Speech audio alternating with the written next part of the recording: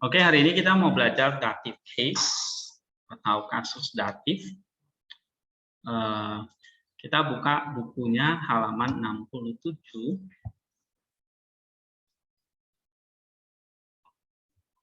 Ya. Nah, apa pengertian datif?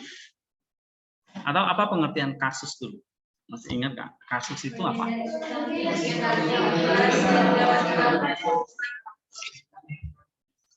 Kasus itu menandakan ada grammatical relationship. Nah, grammatical relationship kali ini adalah datif. Ya, apa pengertian datif? Datif itu artinya apa? Hah? Datif itu artinya sih pengertian dasarnya adalah personal interest. Ya, personal interest atau ada kepentingan pribadi. Ya. Nah, di dalam perjanjian baru datif itu ada 15%. Ya, dari total kata benda atau substantif di dalam Alkitab Perjanjian Baru, 15%. Nah, sekarang kita lihat definition-nya. Datif tadi saya bilang itu personal interest, ya, bisa dibagi 3 bagian: datif, lokatif, dan instrumental. Apa? Datif itu berarti personal interest, lokatif itu berarti lokasi, ya, bersifat lokasi, dan instrumental itu berarti bersifat alat atau means. Ya. Nah, kita lihat yang kita mau pelajari nanti ada 3 bagian ini: pure datif, lokatif, dan instrumental. Pure datif berarti personal interest tentang objek tidak langsung. Ya, lalu ada advantage, disadvantage, reference, tujuan, destination, possession, dan aposisi. Itu pure datif. Lalu bersifat lokatif berarti sphere dan time. Sphere itu berarti kayak lokasi tapi yang abstrak. Misalnya di dalam roh. Ya. Nah, itu sphere. Di dalam Roh Kudus itu namanya sphere. Di dalam Tuhan itu namanya sphere. Ya. Yang sifatnya abstrak, melampaui ruangan. Ya. And then ada namanya instrumental datif.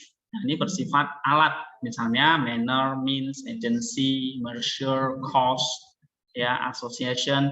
Jadi mirip kayak genitif, ya kan? Di genitif kan juga ada asosiasi kan, ada manner kan, ada means kan, ada agency, measure, cause. Nah, di datif juga ada. Cuma kasusnya datif bukan genitif, fungsinya sama. Ya, makanya kalian harus ingat istilah-istilah ini: asosiasi, manner, aposisi, ya, reference, means, agency, measure, purpose, manner, cause. Oke? Nah, kalau udah bisa belajar genitif, udah ngerti genitif, harusnya belajar datif itu nggak sulit, karena sebagian besar sama. Nah, cuma pure datifnya kita mau pelajari, yaitu personal interest atau indirect object. Oke, kita buka 67.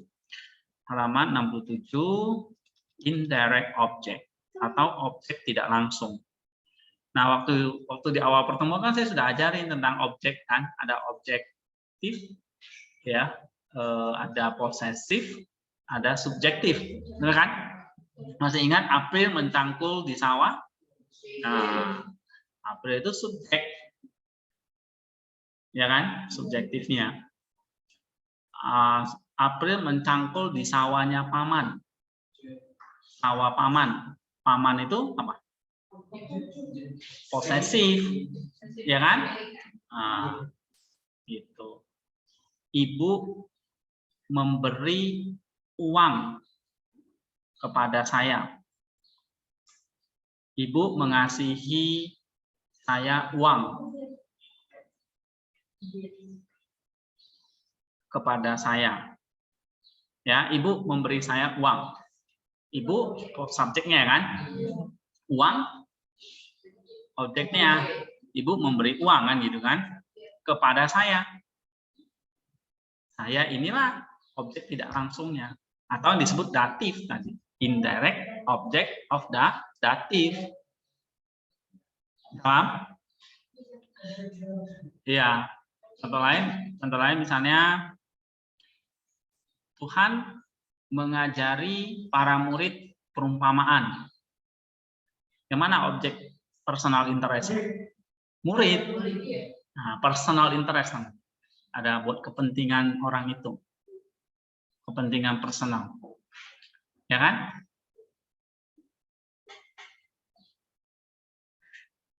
Tuhan mengajari mereka perumpamaan. Nah, perumpamaannya objek langsungnya, mereka indirect objeknya. Apa contoh lain? Apa? Nah, itu apa itu? Pasrah memukul Ari. Arinya apa? Arinya mati.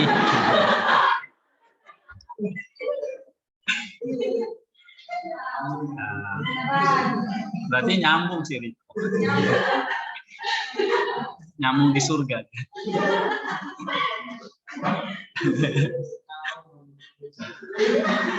Lalu ketemu Riko di surga.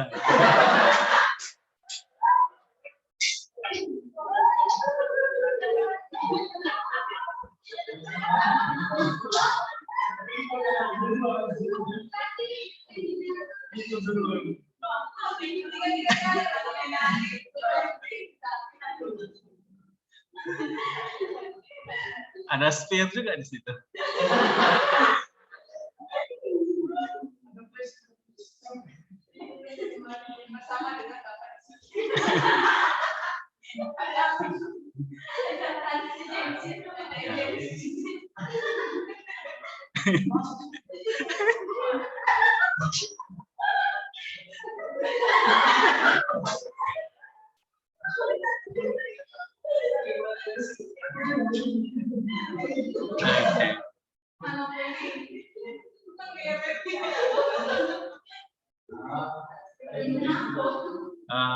Contoh lain apa? Jangan yang di surga.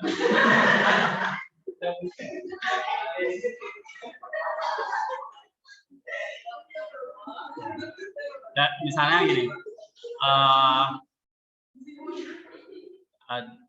misalnya Mary membelikan buku untuk saya. Nah, berarti personal interest-nya mana? Saya. Ya. Nah, ini namanya dative of indirect of. Contoh kita lihat ya di dalam Alkitab. Nih, Yohanes 4 ayat 10. Coba baca ini. Kai edoken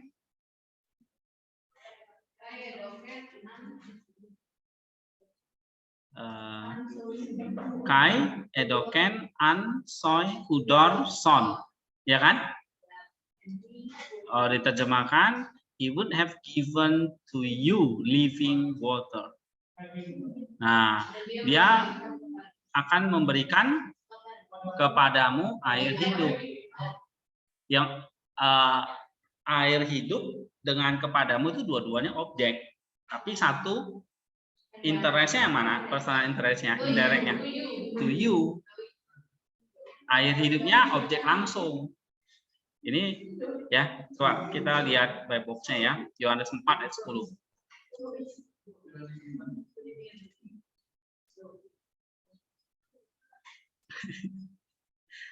Lucu ya.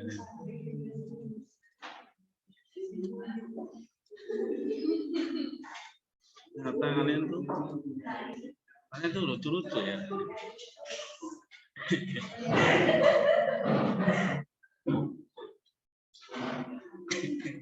Oke, serius. Lihat soy itu coba diparsing.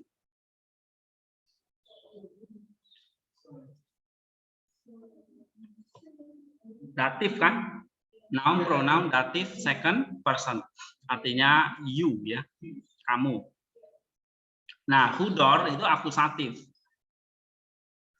Oke, akusatif nanti kita pelajari. Itu berarti objek langsungnya. Sedangkan datif di sini indirect objek, objek tidak langsung atau personal interest-nya. Ya, engkau telah meminta kepada, ia telah memberikan, nah kan, ia telah memberikan kepadamu air hidup. Jadi kata kepadamu itu apa? Indirect objek dari apa? Iya, dari kata edo. Oke. Nah, kita lihat sintaktik formnya.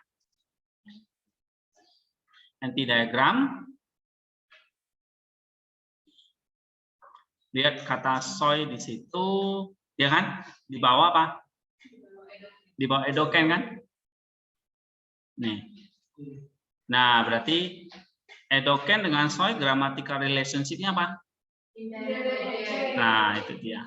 Dative of indirect object. Jadi kamu baca ini sudah tahu ini. Ya.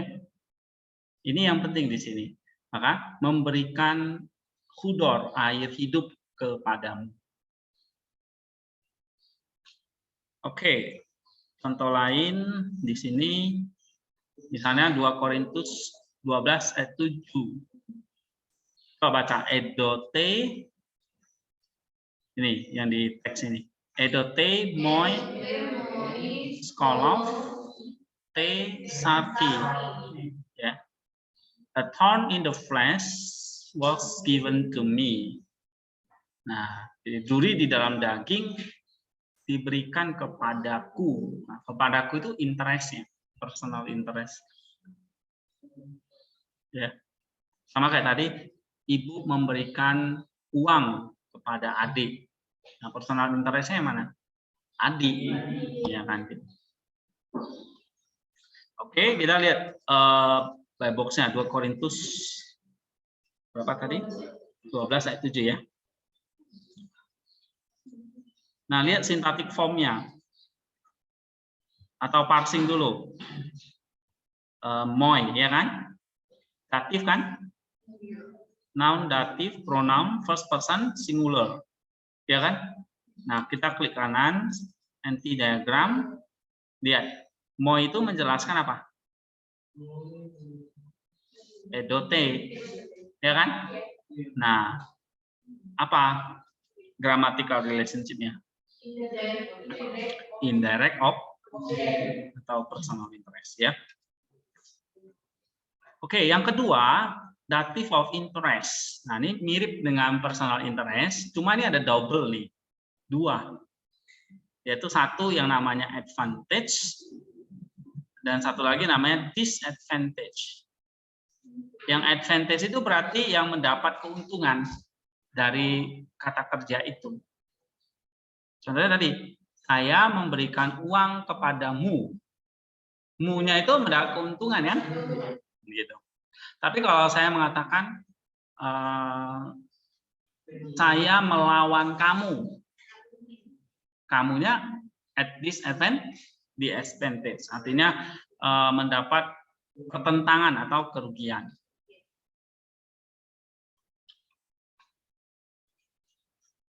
Nah, contoh yang advantage ini misalnya ya.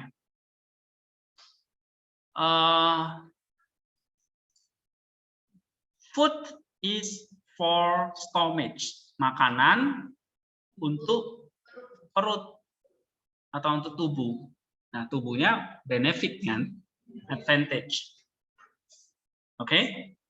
Nah, itu namanya dative of advantage atau interest of advantage. Atau saya melayani untuk Allah. Nah, Allahnya advantage. Ya. Gitu. Saya memberitakan Injil kepadamu. Yang mana advantage? Kepadamu. Benar nggak? Nah, Rasul Paulus memberitakan Injil kepada bangsa Israel. Bangsa Israelnya advantage, ya. Nah, sebaliknya yang disadvantage, misalnya Matius 23:31. Marturete theotois. Artinya kamu bersaksi melawan dirimu sendiri, against yourself.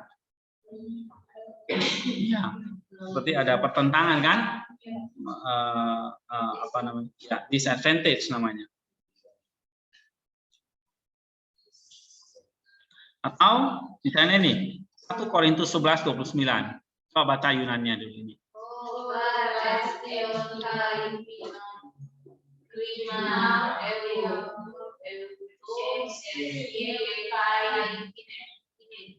Ya.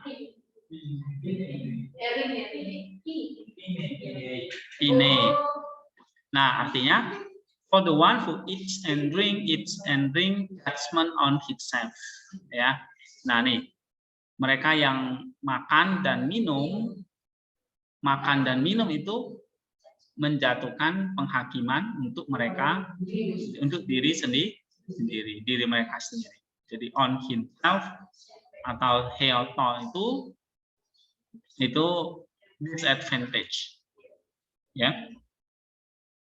Nah, yang ketiga ada namanya reference, di genitif juga ada kan? Reference atau respect. Nah, reference itu maksudnya mengacu kepada atau menunjuk atau mengenai sesuatu gitu. Ya, concerning, about, in regard to. Jadi berkaitan atau menunjuk sesuatu atau mengenai sesuatu, concerning ya. Atau referensi pada sesuatu. Nah, misalnya contohnya ini ya, Roma 6 ayat 11. Coba baca. Logiseste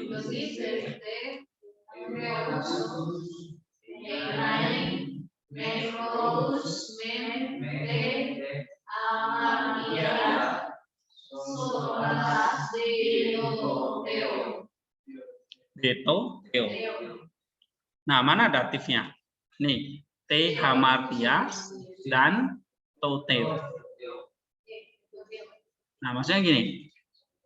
Consider yourself to be dead to sin. Mati. Mati itu maksudnya mati tentang dosa. Ya. Hidup bagi Allah, life to God. Nah, hidupnya maksudnya referensinya kepada Allah. Iya. Atau nih Lukas 18:31 ya. Semua hal yang tertulis oleh para nabi tentang anak manusia. Nah, tentang anak manusia, the son, anak. Ini maksudnya menjelaskan yang tertulis itu. Yang tertulis itu maksudnya tentang apa? Anak manusia. Misalnya contoh lain. Saya menulis buku pertanian. Nah, yang mana yang reference?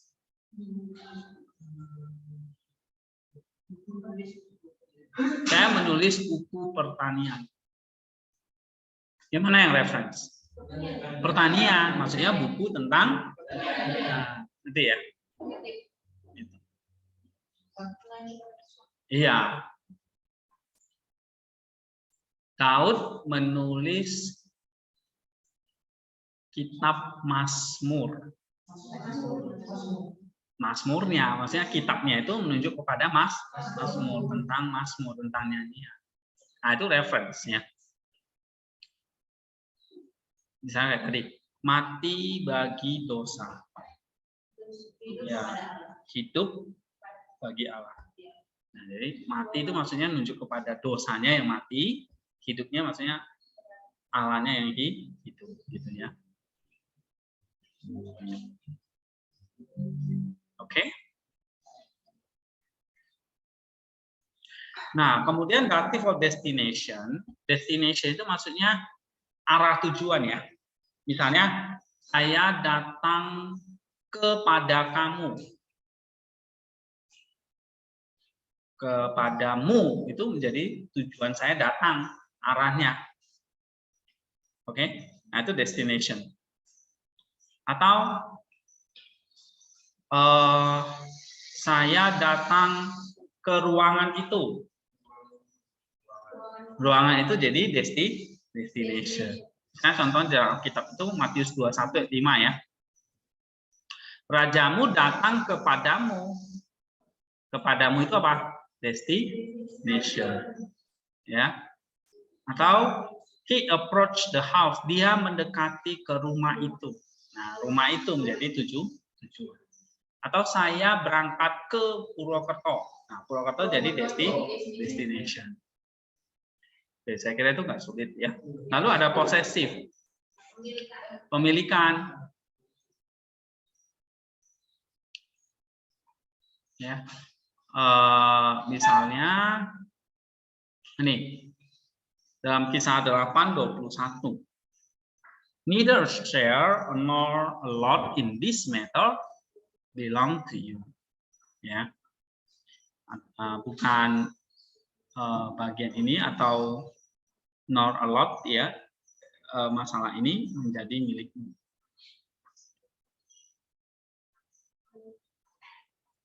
Nah, contoh lain misalnya if 100 sheep of a settlement atau belong to settlement, ya, 100 domba dari gembala itu. Nah, gembala itu jadinya atau orang itu menjadi milik dari domba. Ya. Lalu yang keenam ada simple aposisi. Aposisi itu kan keterangan tambahan. Ingat ya. Nah, misalnya dalam Lukas 1:47. Rohku bersukacita di dalam Tuhan. Lalu ada juru selamatku. Juru selamatku itu keterangan tambahan terhadap apa? Tuhan. Ya kan? Kepada Drusilla. Drusilla itu siapa? Oh, istrinya. Jadi istrinya itu aposisi terhadap Drusilla. Keterangan tambahan. Paham ya? Nah, itu tentang datif aposisi.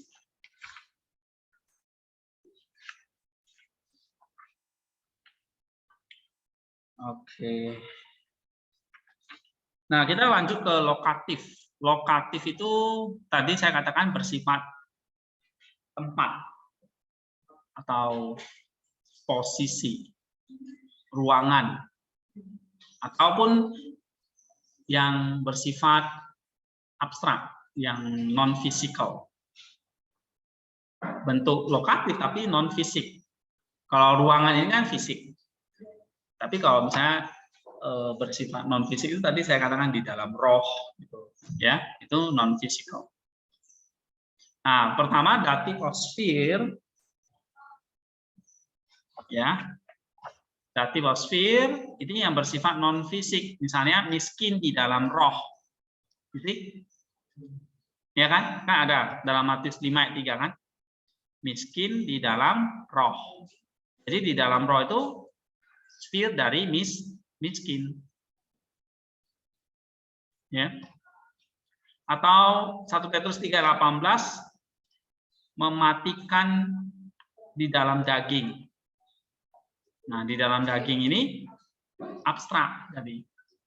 Maksudnya bukan daging tubuh yang jasmani, maksudnya daging ini dalam nafsu tadi atau dosa ya. Tapi ada yang bentuknya tempat. Nah, di sini nggak ada ya. Misalnya contohnya kita ambil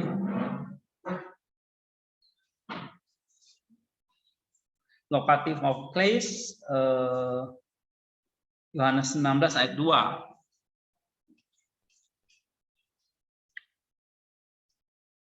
Yohanes 19 ayat 2. Coba, mana datif di situ? Kefale ya kan? Kefale artinya kepala. Menaruhnya di atas kepalanya. Benar? Yang mana yang menerangkan tempat? Kepalanya. Nah, kefale itu kalau dipasang kan datif feminim singular, ya kan? Jadi datif apa itu? Place, tempat. Ya. Nah, nih te kefale ini kepalanya. Menjelaskan apa? Ape tekan, menaruh atau meletakkan. Nah, menandakan apa nih? Tempat, ya. Grammatical relation-nya tempat. Ini tempat atau bersifat konkret, ya, bukan abstrak. Nah, tetapi lokatif itu juga atau datif ini juga bisa bersifat waktu. Kan sama kayak di genitif kan ada kan time. Misalnya dia akan bangkit pada hari ketiga. Yang mana yang menyatakan waktu? Pada hari ketiga. Matius 17:23, coba buka. Matius 17:23. Kita baca ini ya, kai apoteknusin auton, ya kan? Kai te trite hemera. Nah, tuh. Eger setai kai elutersan odora. Spordra, ya spordra. Nah, datifnya apa di situ? Hemera, hari ketiga, ya kan? Te trite hemera. Coba kita lihat diagramnya. Te hemera itu hari ya. Nah, menjelaskan apa? Eger tese, nah, artinya dibangkitkan. Kapan dibangkitkan? Ya, jadi grammatical relationship-nya ada bersifat time. Oke? Nah, itu ada time, ada place, ada sphere, dan ada kita masuk ke instrumental atau dative of instrumental means. Instrumental itu artinya means itu artinya alat, benda. Ingat kan contohnya ibu memotong sayur dengan pisau. Jadi pisau itu alatnya, alat memotong. Nah, yang pertama asosiasi. Asosiasi itu kan accompaniment atau komitatif, bersifat bersama atau menemani bersama, apa ya, pertemanan gitu. Ya contohnya, misalnya dia sedang bepergian dengan saya, accompany-nya mana? Dengan saya, kan gitu kan? Nah, saya sedang berdiskusi dengan kamu. Dengan kamu, accompany-nya. Paham nggak? Dia sedang berperjalanan dengannya. Nah, dengannya ini apa? Association-nya, gitu. Ya. Atau memikul salib bersama Kristus. Bersama Kristusnya, gitu ya. Oke, itu asosiasi. Saya kira nggak terlalu sulit. Yang kedua, manner atau cara ini. Ini untuk menjawab pertanyaan bagaimana kan? Bagaimana kamu belajar tadi malam? Oh, kamu jawabnya, saya belajar dengan lancar. Oh, saya belajarnya sampai selesai. Atau saya belajarnya dengan baik gitu. Nah, itu manner, menanyakan cara.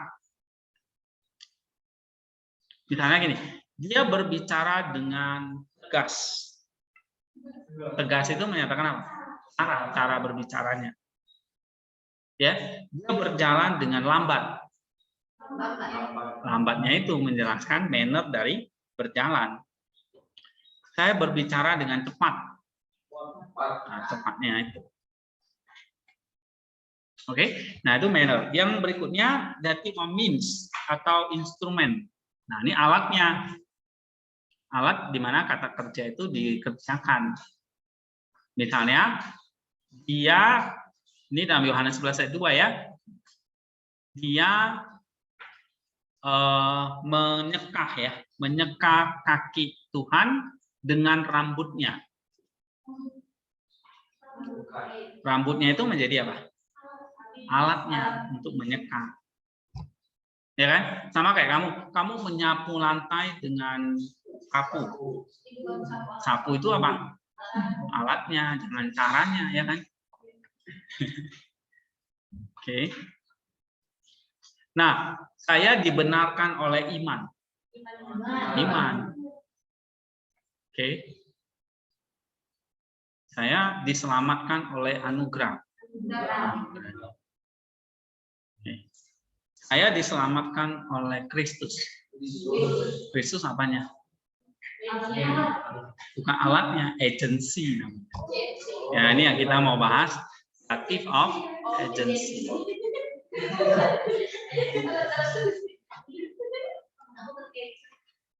Oke. Nah, misalnya tadi contohnya, ya, saya dibenarkan oleh iman. Iman itu jadi alatnya. Tapi kalau saya diselamatkan oleh Roh Kudus, Roh Kudus itu jadi agency, ya. Atau dibimbing oleh Roh Kudus, agency. Oke. Nah, berikutnya measure atau degree.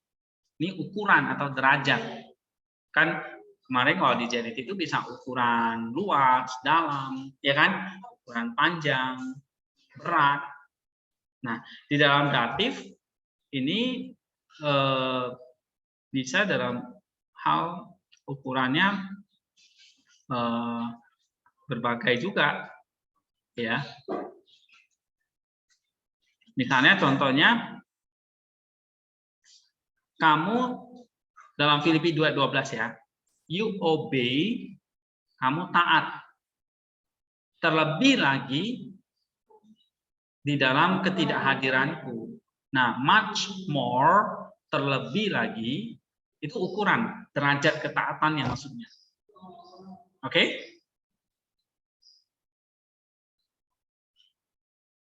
Ya. Nah, berikutnya cause atau penyebab. Misalnya kan dia terlambat karena kesiangan bangun. Nah, bangun kesiangan. Iya. Dia terlambat karena bangun kesiangan. Nah, cause-nya yang mana? Bangun kesiangan itu. Jadi penyebab dia terlambat. Nah, misalnya gini, he did not waver because of unbelief. He did not waver, sorry. He did not waver because of unbelief. Ya kan? Gitu. Atau they might not be persecuted because of the cross of Christ. Ya. Kayak tadi lah, Pelagia dibunuh karena imannya. Nah, cause-nya apa? Karena imannya gitu. Ya. Itu cause. Oke, saya pikir itu ya beberapa contoh. Cuma saya tambahin lagi.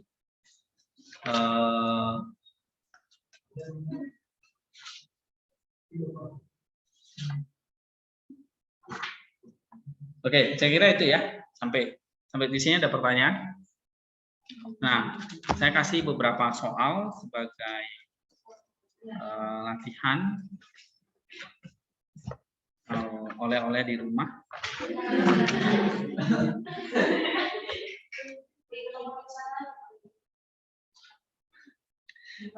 Coba Matius 13 ayat 3.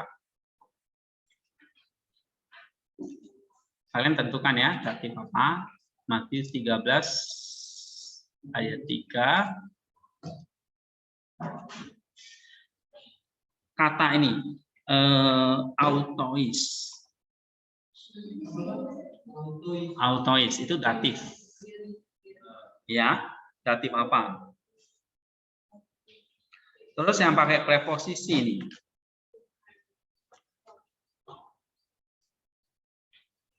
Oke, preposisi 13 ayat 3. Ya, itu yang pertama. Yang kedua nih. Ini enggak pakai preposisi. Yang pertama enggak, yang kedua preposisi n ya. Jadi kalian bisa lihat di preposisinya. 1 Korintus 2:6. 1 Korintus 2 ayat 6. Ada kata entois, telelois, teleois. Ya. Nah, itu datif. Tentukan datif apa? Nomor 3.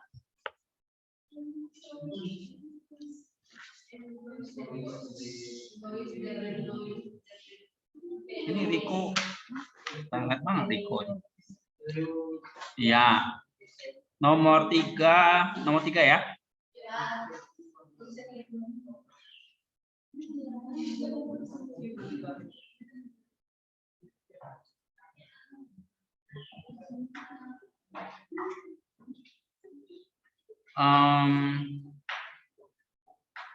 Kisah 11 ayat 19.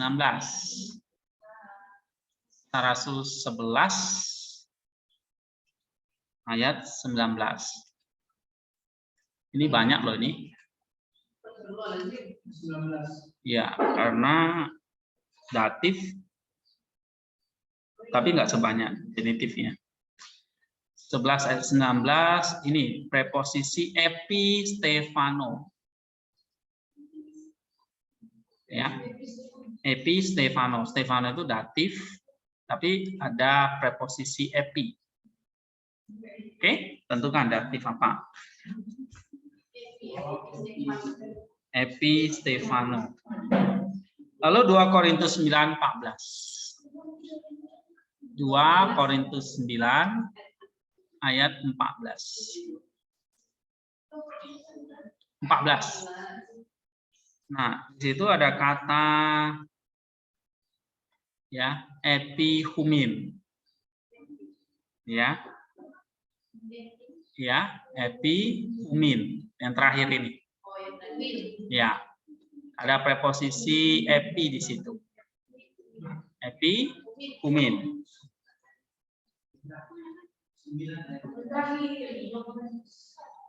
2 Korintus 9:14 epihumin ini yang frase terakhir.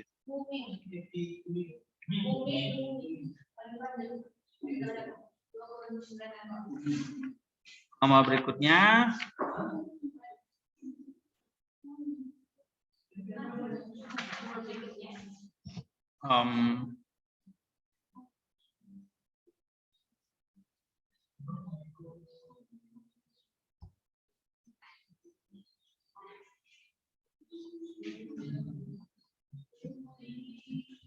Roma 8 ayat 12. Roma 8 12. Nah, di situ ada kata tesarki. Ya, itu datif juga. Ya, tentukan datif apa? Tesarki. Artinya daging.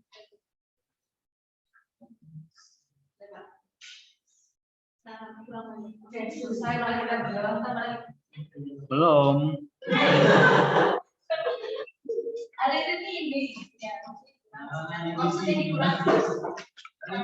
Nomor berapa?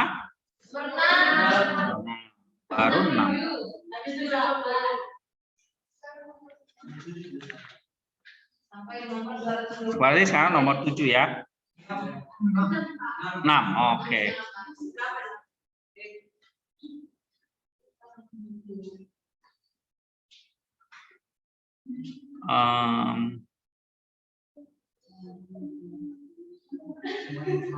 Roma 1 ayat 9.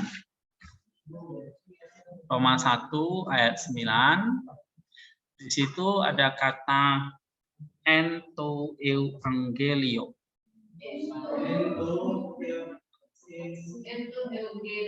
Euangelio.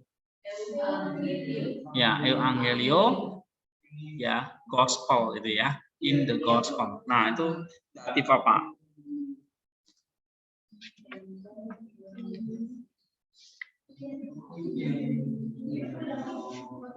And then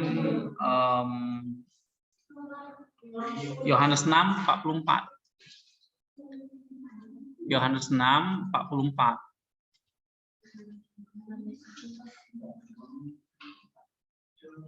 NT SKT Hemera. Ya. NT, SKT, Hemera. Nah, itu datif apa? Ya.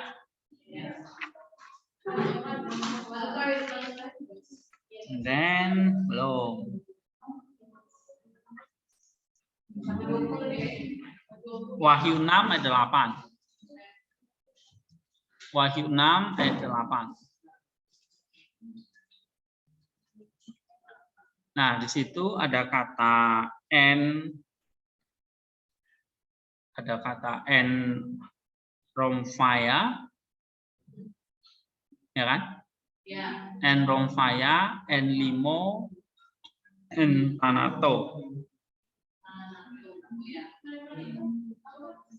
N Romfaya, N Limo, dan N Tanato.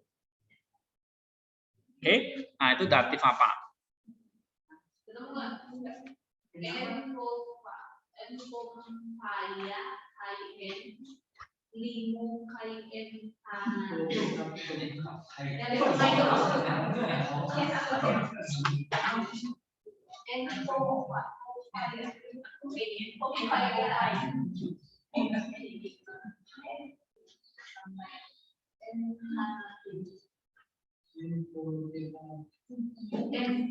Oke,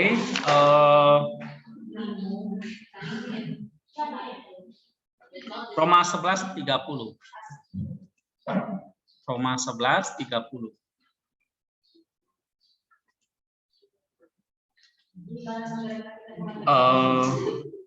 Apetea. Ya, apetea itu datif.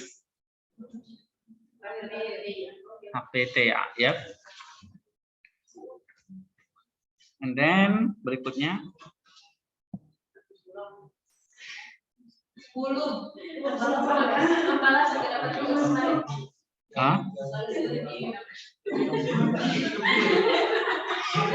Tesalonika 1 ayat 5. 1 Tesalonika 1 ayat 5. Nah, di situ ada kata N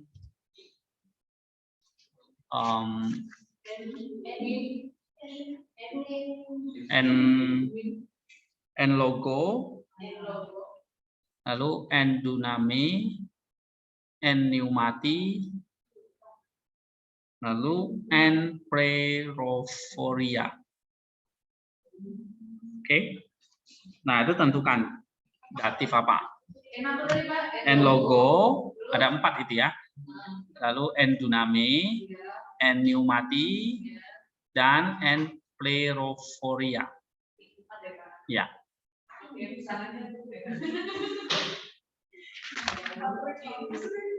Oke. Berapa? 10. Oke.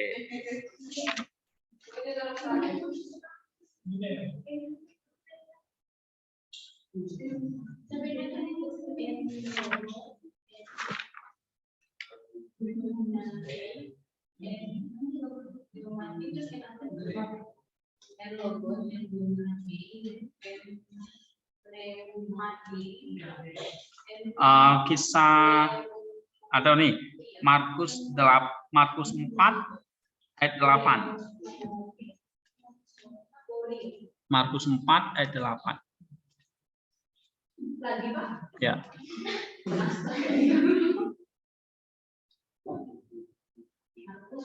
4 ayat 8. Lalu di situ ada kan 60 kali lipat, 100 kali lipat, 30 kali lipat ya.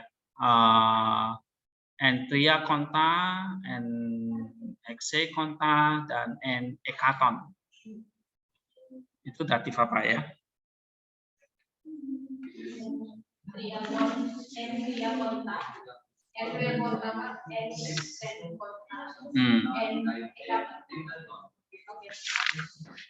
Ekaton, satu lagi. Berarti pas 12 ya.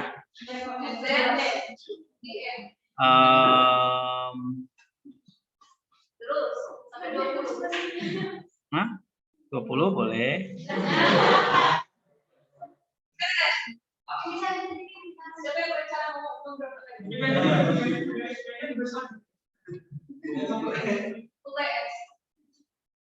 Ini satu kasus langsung selesai. Oke, ini gampang kok. Galatia 5:18.